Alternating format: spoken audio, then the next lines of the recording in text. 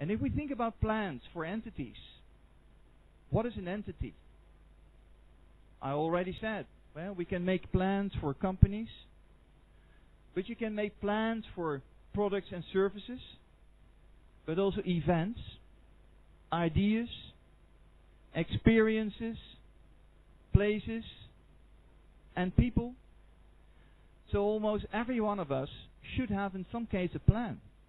Even your own plan. What's your name? Regina. So Regina is like a brand name. Huh? It's a plan. Regina. Met the brand name. Regina. So you can see these celebrities, with Kate Moss surrounded by a bevy of other models wearing her top shirt, shop designs. Celebrities. They have their plans. Lady Gaga. And I can tell you, although I like the songs so much, but there is so much, well, some people would say sex, but I would say emotion.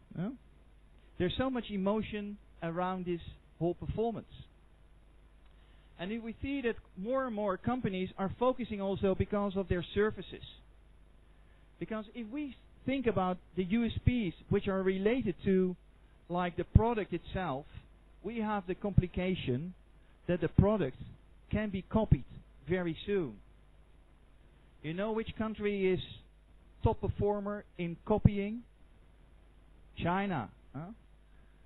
They say copying is an art.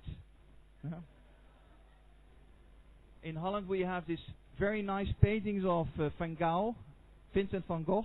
Yeah, they cost more than 6 million or 60 million,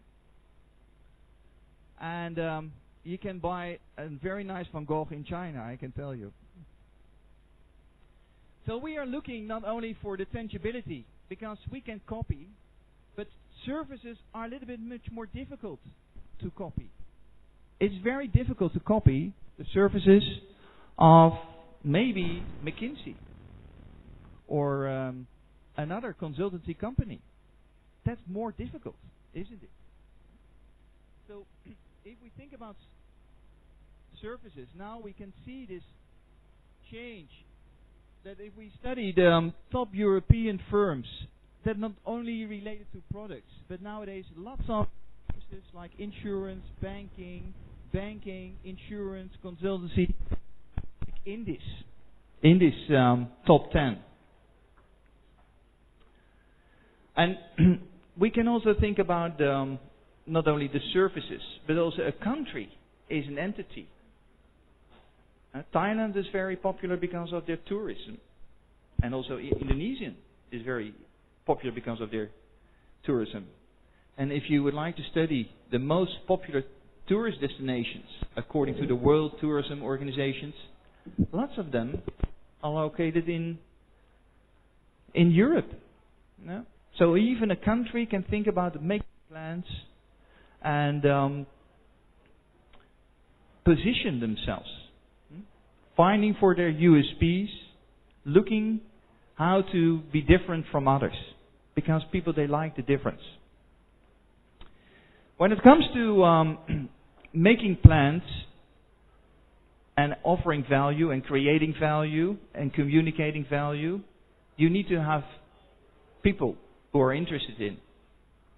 And sometimes these markets, as we call them, the number of sellers and buyers, we can think about at what level is my market in. And according to theories, we have a couple of different levels of demand for a market. We may have full demand. Consumers buy all services or products which are brought to the market. And I guess that Apple is very successful in this with their full demand. And their iPad too. Because they can sell it at a very high price. And sometimes we have an over full demand. There are more consumers demanding the service or product that can be satisfied. And that can be the case when you book a flight and the flight is overbooked.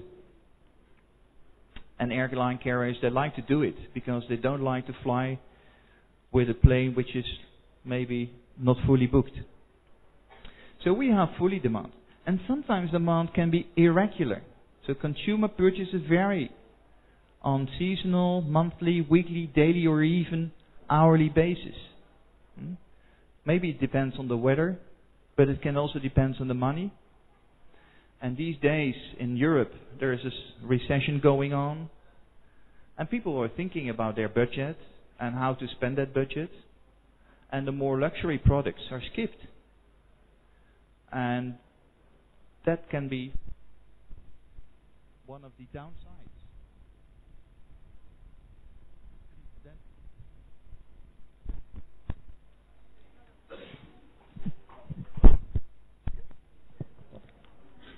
Hello?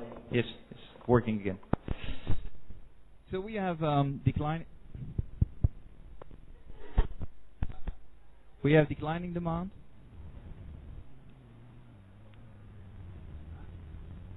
Declining demand. We may also have negative demand. Consumers dislike the service or product and may even pay a price to avoid it. Or non-existent demand. Consumers may be unaware of, uninterested in the product or service. We may have latent demand.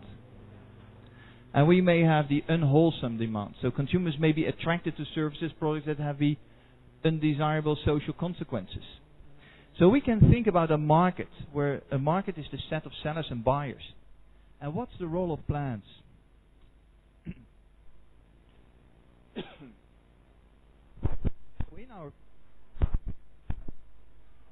In our plans, I can speak maybe until 10 rows.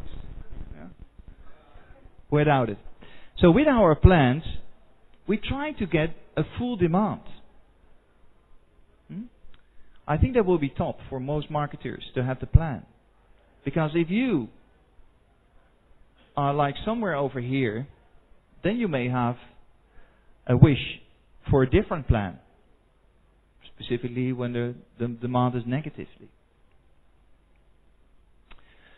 These days, markets are like in what we call a network economy. Which means that the market is so much influenced by the support of others. And these days, the market does not consist of one company selling to another customer. No, one company is part of a whole chain of different companies. So markets these days become what we call internal networks, vertical networks, intermarket networks, and opportunity networks. And if you see of these, that within Europe, the purchasing power from, let's say, these countries is a little bit higher compared to Central Europe.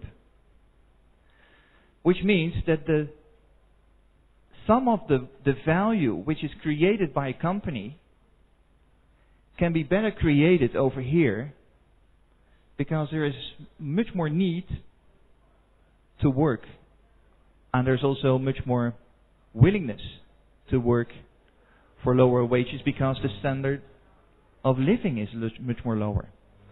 So you can see that a lot of companies are also outsourcing their value or part of that value to others. Transportation in the Netherlands is these days very often done by people from Poland over here.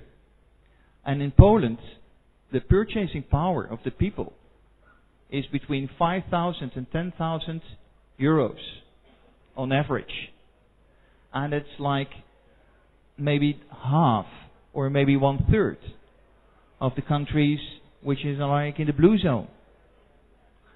So there is an exchange in these markets, in working together, in creating the value from different markets. If we think about marketing, we need to have a plan. And in this plan we need to think about, to whom are we going to aim? To whom are we going to offer the value? To who are we going to communicate the value?